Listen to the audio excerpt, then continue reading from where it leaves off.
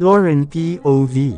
Lauren is so much happy when he talked to Samuel. Hindi niya maiwasan ang mapangiti nang maalala niyang tawagin din itong baby. She never thinks in a short period of time. She feels so much happiness towards Samuel, this kind of feeling she never had before. And if she thinks of her life before, iba talaga dahil sa sobrang higpit ng madroste niya. Kahit isang kaibigan wala siya. And now she had Samuel and her unborn babies. She's just sad to think of his father, but she knows that he's happy now together with her mom in heaven. But to think na ang lahat ng mga pinaghirapan ng mga ito, napunta lamang sa wala at sa mga masasamang tao. Pero ayaw na niyang isipin yun. Ang iisipin na lang niya ang ngayon at ang magiging anak nila ni Samuel. Nangangamba pa rin siya sa madroste niya. Mag-iingat na lang siya parati, para wala nang mangyayari sa kanila ng anak niya. Naalala na rin niya ang yaya niya. Alam niyang nag-aalala na rin ito sa kanya, ilang linggo na ba siyang nawawala, kaya sigurado siyang nag-alala ito. Naisipan niyang tawagan ito para kamustahin at sabihin na rin na okay ang napuntahan niya. Ito lamang ang may pag-alala sa kanya, kaya namimiss din niya ito. Ito na ang nagpalaki sa kanya simula nang mamatay ang mommy niya. Kaagad siyang pumasok sa loob para tawagan ang yaya niya. Nakailang ring pa lang nang may sumagot, nabosesan niyang isa ito sa mga kasambahay nila. Hello, Harrison Residence. Sagot sa kabila. Hello Annie. Senorita kayo ba ito? Natutuwang tanong nito sa kanya. Opo, Annie, andyan ba si Yaya?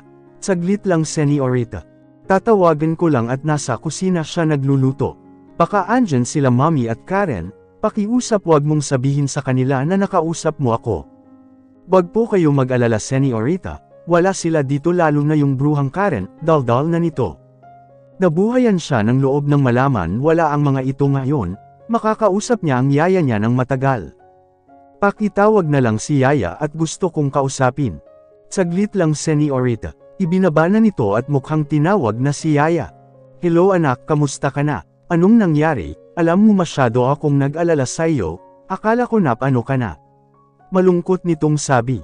Yeah, wag po kayo mag-alala at okay naman po ang napuntahan ko, kayo nga itong iniisip ko baka sinaktan ka rin nila. Wala anak, di nila magagawa sa akin yan. Wag kang mag-alala basta maayos ka lang, masaya na ako ani pa nito. Mabuti naman po at okay ka lang dyan. Oo anak, ikaw lang itong iniisip lo, pero sa tingin ko okay ka naman, kaya mapanatag na ako nito. Sa pag-alala sa'yo, salamat po ya, mabubuting tao ang kumupkup sakin, kaya maayos lang ako. Mabuti naman anak, o siya mag-ingat ka lagi ha. Wag mong pabayaan ang anak mo. Ibaba ko na ito at may dumating na sasakyan, baka ang mga bruha na yon. Sige po ya, ikaw din mag-iingat ka palagi, ibaba ko na lamang po baka mabutan ka pa nila. Lumuwag ang pakiramdam niya nang makausap ang yaya niya, sana lang wag itong saktan ng mami niya at ni Karen. Napalingon siya sa likuran nang may biglang yamakap sa bewang niya. Nagulat pa siya, hindi man lang niya narinig ang ugong ng sasakyan nito, kaya hindi niya alam na dumating na ito. Hi baby. At sa mga babies ko, sabay halik nito sa noo niya at sa tiyan niya. Bakit andito ka na, akala ko ba may lunch meeting ka? Tanong niya dito. Masyado na itong malambing ngayon, pero gustong gusto niya ito, pakiramdam niya safe na safe siya sa mga bisig nito. Hindi samiput yung ka-meeting ko, at may importante daw kaya umuwi na lang ako, namimiss na kita. Nakangiting saad nito na nakatitig sa mga mata niya.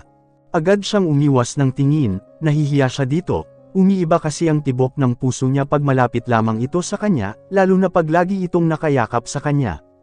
Napahalakhak naman ito sa harapan niya. Kaya tinaasan niya ito ng kilay. What's funny? Taas kilay pa rin niya dito. Kaya pinupog siya ng halik sa mukha nito na agad naman niyang napatili. Masayang masaya siya. Until now baby, nahihiya ka pa rin sakin, magkakaanak na tayo. Nakangiting pa ring saad nito sa kanya. Anyway, kumain ka na, balik tanong nito. Iling lang ang sagot niya, wala pa siyang gana kanina, kaya di pa siya kumakain lalo na tumawag pa siya sa yaya niya. Come get dressed, we'll go out for lunch, yaya nito sa kanya. Masaya siya magkasama silang kakain sa labas. Para na ring magdedet sila, sa isiping yun ay kinikilig siya, never pa niyang naranasan na makipag-date noon, kahit minsan dahil pinagbabawalan siya at pinababantayan. Kaya lahat ng naranasan niya kay Samuel ay una at bago sa kanya. Sige saglit lang magbibihis lang ako, antayin mo na lang ako dito. Alam niya, okay baby, take your time, hinalikan pa siya nito sa noo. Bago pinakawalan, malakas na naman ang tibok ng puso niya, heart kalma ka lang.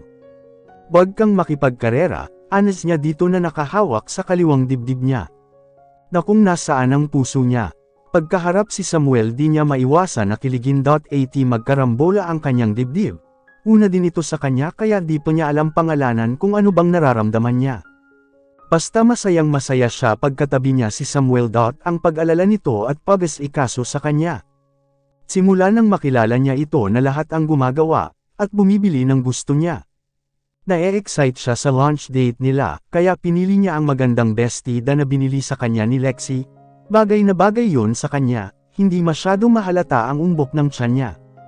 Pero wala din siyang pakialam kung mahalata man ang tiyan niya. Kasama naman niya ang ama ng mga anak niya. Pagkatapos niyang magbihis, ay agad din siyang lumabas, baka mainip ito at sa kanya sa paghihintay, isinuot na lamang niya ang sandalyas niyang walang takong. Mahirap na baka matapilok pa siya, at mapano ang mga anak nila ni Samuel, kaya dapat lang mag-ingat siya palagi.